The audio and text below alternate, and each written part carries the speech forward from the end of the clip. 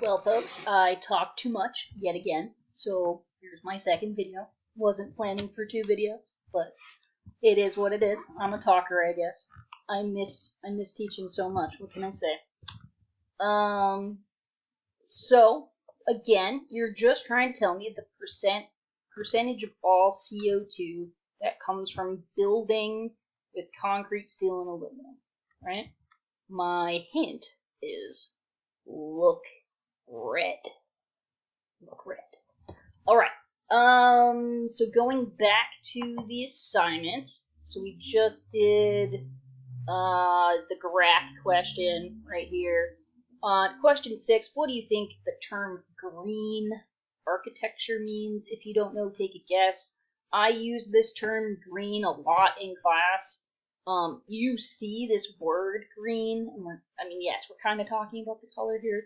But green in environmental science means something else. You see this in advertisements. You'll see this on coffee cups. You'll see this on billboards. I want to know what you think this means, green. Specifically, green architecture. Again, I'm not going to penalize you if you're wrong. I just want to know what you think. Question 7, look up the definition of green architecture online and explain what it is in reference to CO2 and sustainability. This is probably the hardest question I have so far this week. And I am looking for something specific here. So I want you to, first of all, look up green architecture, tell me exactly what it is. But then I also want you to explain how green architecture relates to CO2 and how it relates to our definition of sustainability, right? So if you give me an answer and the definition of green architecture isn't in it, or if you're missing how it relates to one of these two things, I will make you revise it. Just heads up. Last part, I think this is actually kind of cool. So you're going to watch a 10-minute video. I'm not going to give you any spoilers, but you're going to write one biological consequence of the mining in the video and one environmental consequence. I discussed the difference between these last week. Remember, biological consequence means I'm talking about human biology. So I want to know if something is happening to people health-wise, right? So that's another way to think of it. So what's one health problem that's happening because of mining in the video? And then I want to know an environmental consequence. So environmental means like outside environments, animals, plants, anything pertaining to the natural world. Okay? So 2 things for the video. Next, step 2, we're going to read the following paragraph together. I might actually just bam, bam, bam, so it's all on one page, because I like to read.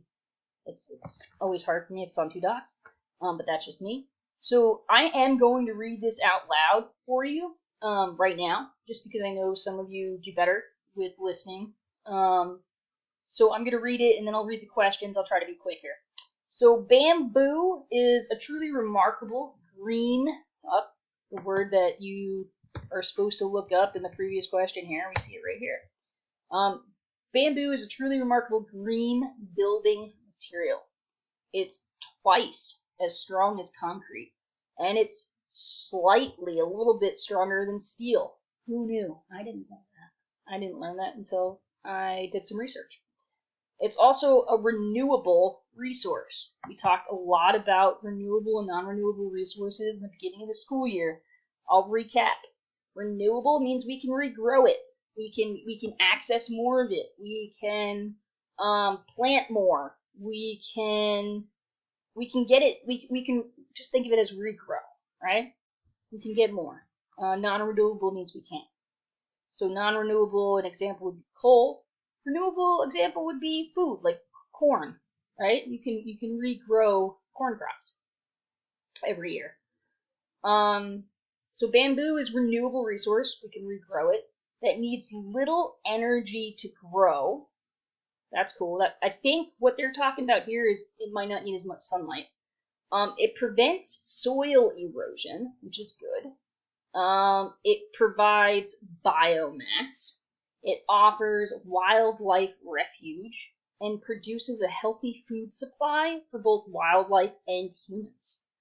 Offering significant remediation from the effects of climate change, bamboo produces more oxygen than most plants and captures higher amounts of CO2.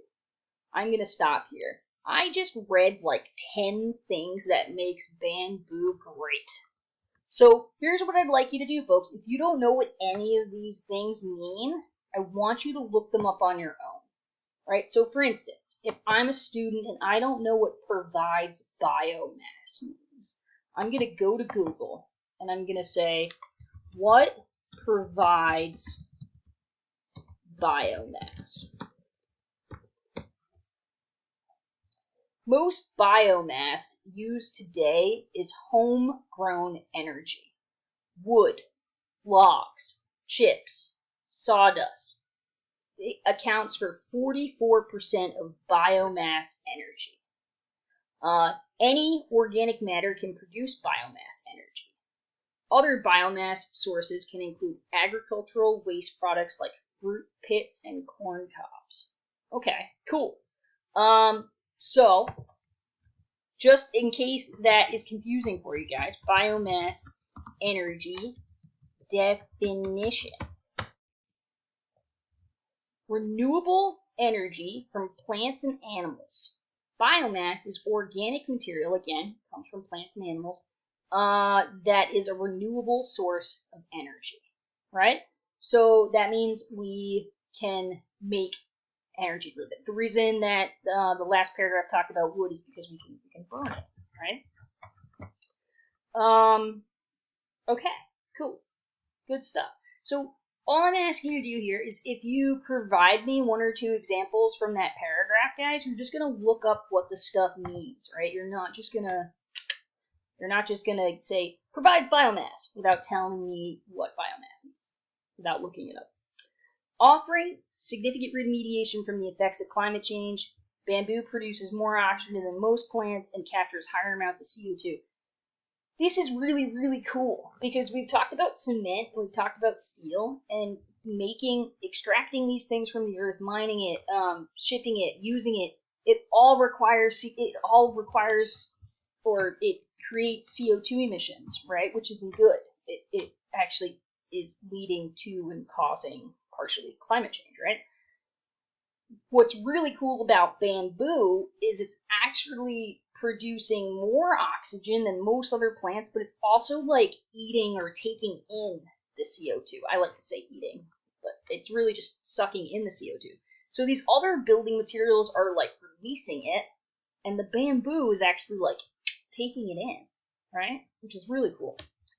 The first harvest can be taken in 3 to 5 years, so 3 to 5 years to get growing. Significantly faster than wood forests, which typically take 25 years to actually be able to use the wood.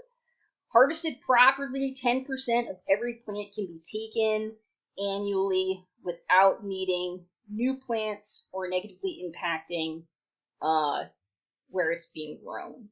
So this is very, very renewable, right? It can be grown back. 10% of every plant can be taken annually without needing new plants.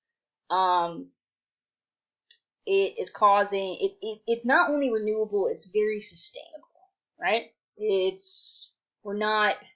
don't have to use all of it, right? We can regrow what we use.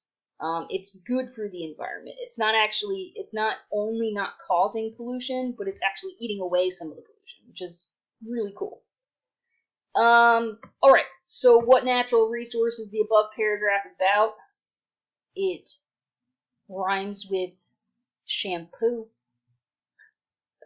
Okay, I'm just gonna keep going. That's pretty bad. Which of the following is the strongest building material? Is it concrete, steel, or bamboo? What does the term renewable resource mean? Just listen to this video again if you need to. Is bamboo renewable? Yes or no? List 2 reasons bamboo is more sustainable than concrete or steel. Get these 2 reasons from the paragraph. Don't just repeat the paragraph. Tell me you know what the big words mean. That's all I ask. Step 3. Fill out the following table. Uh-oh, my phone's going off. My phone's going off. Sorry about that. Alright, fill out the following table using the notes from this week, the notes from last week, the paragraph we just read out loud together, research you do. You're going to fill out this pretty big table for me, guys. And I know it's a lot of work. I understand this. This isn't going to take you 20 minutes. This is going to take you a little bit longer, okay? I want to point out a few things about this table, okay? You're comparing cement, steel, and bamboo. The question that you're asking for each of these boxes is up here on top, and then on the bottom, I have underlined how you can find the information. So for instance, how is the material gathered or collected? Use notes from last week, right? So it gives you the thing you're answering, which you're going to put in this box, and it tells you where to find it. So for the first one, you're using notes from last week. The second one, you're using notes from last week. The third one, you're doing research, all right? Fourth, you're doing research. Fifth, you're doing research. And the last one, you're using this week's notes. If you are doing research and you spend more than 10 minutes online searching for a thing and you start to get frustrated, stop. Text me or email me and I can help you, I promise. Don't spend like an hour trying to find a thing and then going, I hate Christy, she's evil. Don't do that. I can help you. Just let me know if you need the help. Again, this will take a little bit of time this week. I understand that. Be patient with yourself. I'm certainly going to be patient with you. Also, I want to say that this is you have to write, you have to do a writing assignment for me next week, guys. And all of the stuff in this table, you're actually going to use for your writing assignment. So having this table look nice and having all the information where I tell you to have it is really going to help you next week. Okay?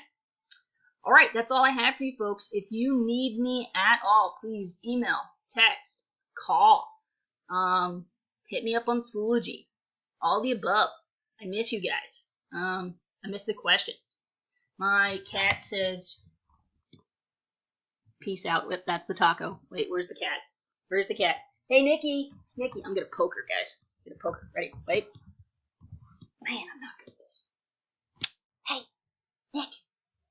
Nick, say hi to the kids. Say hi, Nick. Say hi. Uh-oh, she's upset. Oh, no. Say hi, Nick. Now she's grumpy. Oh, look at that cat yawn. All right, guys. Peace out. I wish you luck with this week. Contact me if you need me. Bye, guys.